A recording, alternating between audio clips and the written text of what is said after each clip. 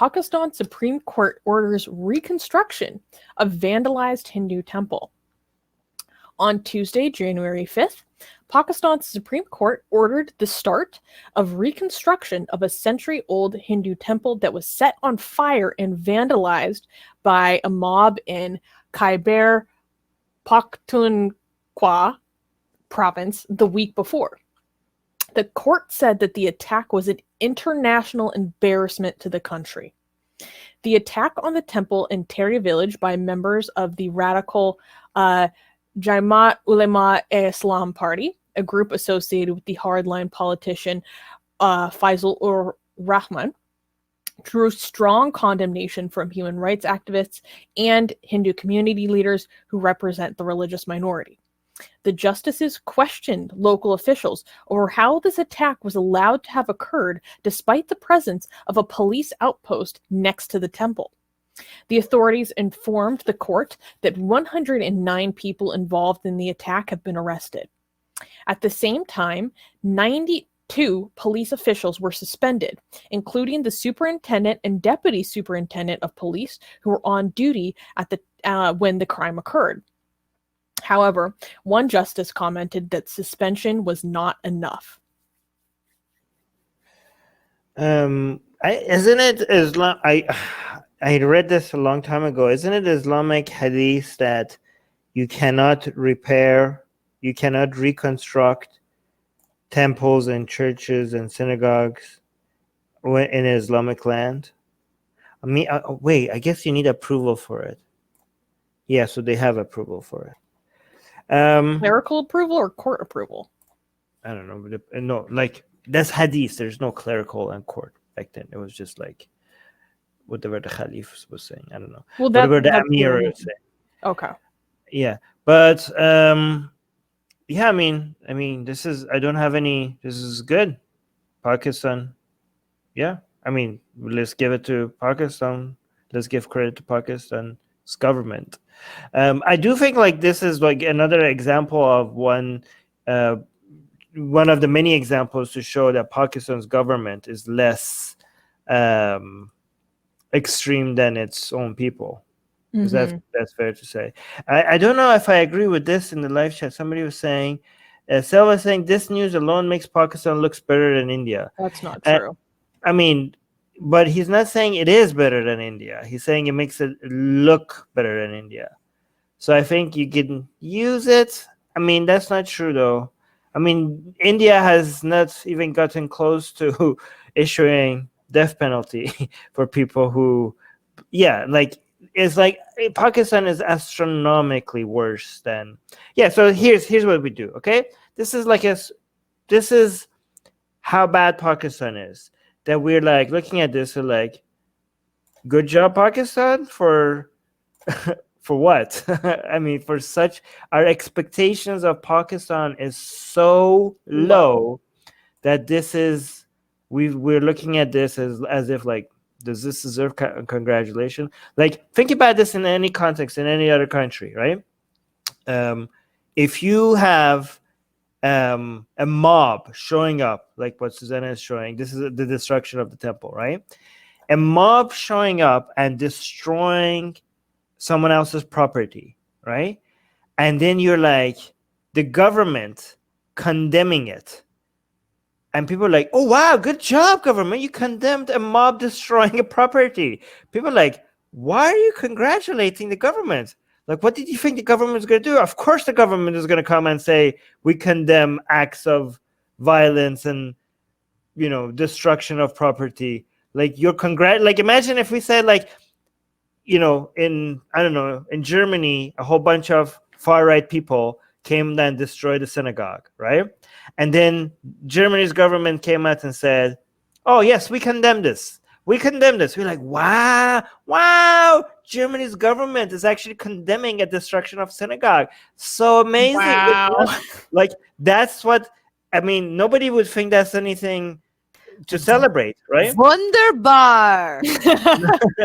No, but the fact that we have to be like, hey, Pakistan, good job condemning destruction of a Hindu temple shows how low the government, Pakistan's government is like one of the worst, right? The only thing that is worse when it comes to extremism than the government Pakistan is a lot of mobs in Pakistan. It's these goddamn people. Look at that. These are people that are destroying a temple in Pakistan, right?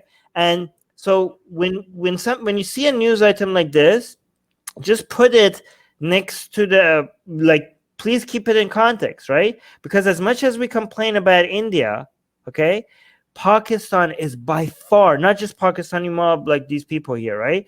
The government is by far worse, right?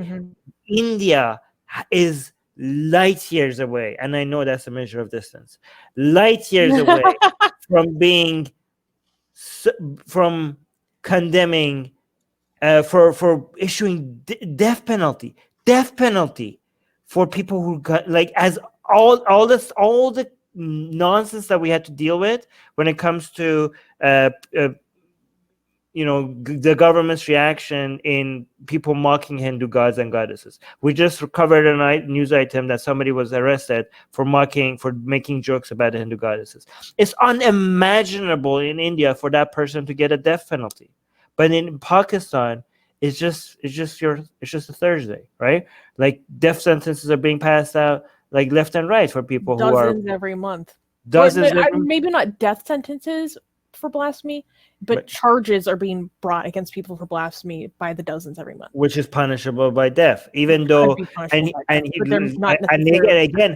again, I know none of these death sentences have been carried out yet, because the mob usually take care of them for you, and that's why even when the court doesn't carry out the death sentence, releasing them to the public would be a death sentence on its own. That's why these people have to get out of the country. But yeah, you want to say something? I think that hadith that you mentioned earlier maybe has something to do with why this was vandalized and desecrated and set on fire in the first place. Yes. So the temple was attacked by the mob after members of the Hindu community received permission from local authorities to renovate the decades-old building, according to witnesses. The mob had demolished the newly constructed work alongside the old structure. So that I didn't know about the hadith, but the idea that you cannot reconstruct it and they were working on renovating the building, like, that kind of makes sense. Although, like, nothing I've read confirms that that's exactly what happened or the motivation behind it. But this article was really interesting because it talks a lot about how the Evaki Property Trust Board, which is a government board, was basically supposed to be protecting this land, this property, and they didn't. So yeah, the Evaki Protection Trust Board is a statutory board that manages religious properties and shrines of Hindus and Sikhs who had migrated to India following the partition. So and then yeah, so they were saying that this board did not protect the shrine, and so there's going to be a larger investigation into why this board, which is set up basically like to preserve historical landmarks and protect sites for religious minorities, was not doing its job. You know, Armin, I think I've heard or reference to that hadith when they talk about, like, for example, like Hagia Sophia used to be a church and then it was a mosque, and then there was some discussion about reverting it back, and people were like, you can't, once it's a you're not allowed to, or it should, excuse me, should have been destroyed because of this, because it's a Christian place of worship. Sorry, something. But anyways. No, we got you. Yeah, bring some water, girl. There's a lot of rules and precedents. Like, for example, one thing else I remember is that no church or synagogue.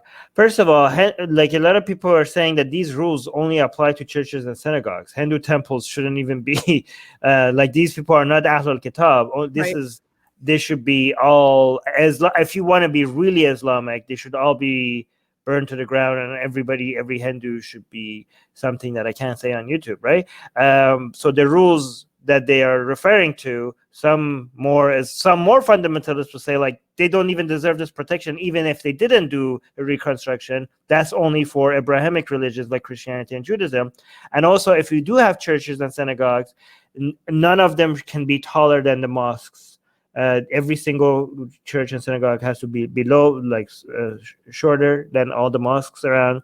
But again, those are all. We did get a super chat by Varun. Thank you, Varun. Gave us $10, saying Islam has brainwashed these men to disown their own heritage, so they are burning it. I mean, we don't know what their heritage is, but I mean, he's saying like Hinduism is like. I mean, technically that's true. That is their heritage, their Hinduism and the Hindu temples, but we just against burning of private property, whether it's your heritage or you're not. Yeah. But thank you so much for the $10 super chat. It's also a historical monument. That was the other thing they said. It's over a century old, so it's not just the fact that it's private property, but it has some historical or cultural value to the area. Oh yeah, this is called. But I'm referring to is called the Pact of Omar. Yeah, there you go. You guys don't know what I'm talking about in the live chat. And also subscribe to our newsletter, because if we get removed from all these platforms, at least we could reach out to you. And guys, by the way, if you subscribe to our newsletter, you get a free copy. Where's your copy, Susanna? Get it. We're doing promotion. You get a free. It's not even promotion. It's free. Okay, so if you subscribe to our newsletter, link in the description, you get a free copy of Why There's No God. Come on, like I'm handing it out for free. Okay, it's a bestseller on Amazon, and you get it for free. So subscribe to our newsletter, and you get a free copy of Why There's No God sent to you. Link in the description.